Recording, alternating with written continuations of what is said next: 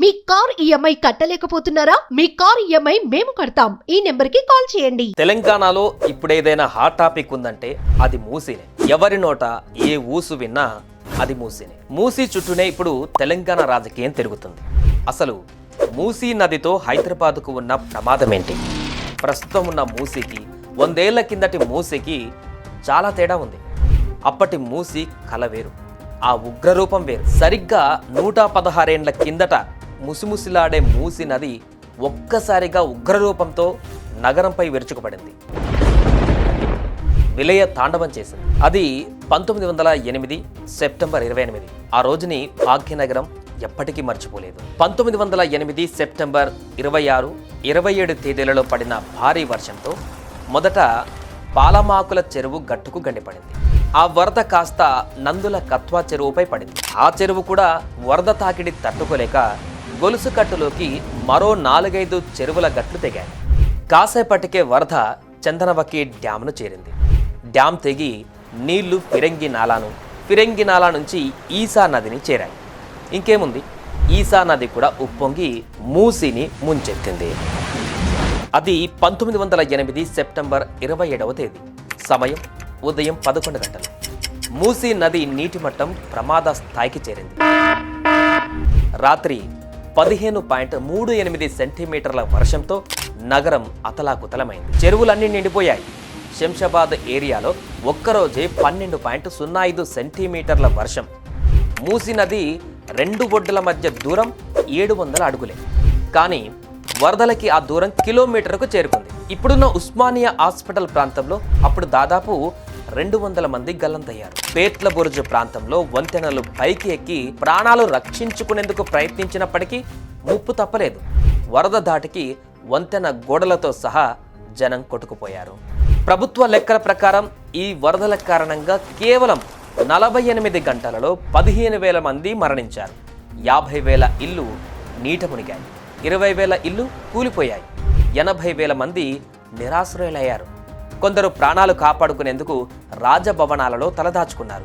ఉస్మానియా ఆసుపత్రి ఆవరణలో ఉన్న చింత చెట్టుపైకి ఎక్కి సుమారు 150 మంది ప్రాణాలు కాపాడుకున్నారని ఇప్పటికీ చెబుతుంటారు. దీనికి గుర్తుగా 2002లో ఆ చింత చెట్టుకు ప్రాణదాత్రిగా పేరు పెట్టారు. అప్పట్లోనే 3 కోట్ల రూపాయల నష్టం వాటిల్లిందంటేనే ఆ వరదలు ఎంతటి ఉపద్రవాన్ని సృష్టించాయో ఊహించుకోవచ్చు. ఈ దుర్ఘటన 6వ నిజాం మీర్ మహబూబ్ అలీ ఖాన్ను తీవ్రంగా కలిచివేసింది. తన రాజ్యంలో జరిగిన ఈ ఘటన ఆయనను బాగా కుంగదీసింది. తన రాజ్యంలోని ప్రజల కోసం గంగమ్మను శాంతింపజేయాలన్న హిందువుల సెంటిమెంట్ను గౌరవించారు 6వ నిజాం రాజు.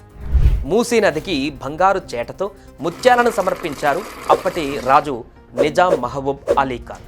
అంతేకాదు, సిటీ ఇంప్రూవ్మెంట్ బోర్డును నిజాం ఏర్పాటు చేశారు. దానికి తన కుమారుడు మో ఆజం చైర్మన్గా నియమించారు. సర్ మిర్జా ఇస్మాయిల్ అప్పట్లో పెద్ద ఇంజనీర్. వారు సంప్రదింపులు జరిపి మోక్షగుండం విశ్వేశ్వరయ్యను పిలిపించారు. అప్పట్లో నగర జనాభా 5 నుంచి 10 లక్షల లోపే ఉండేవారు.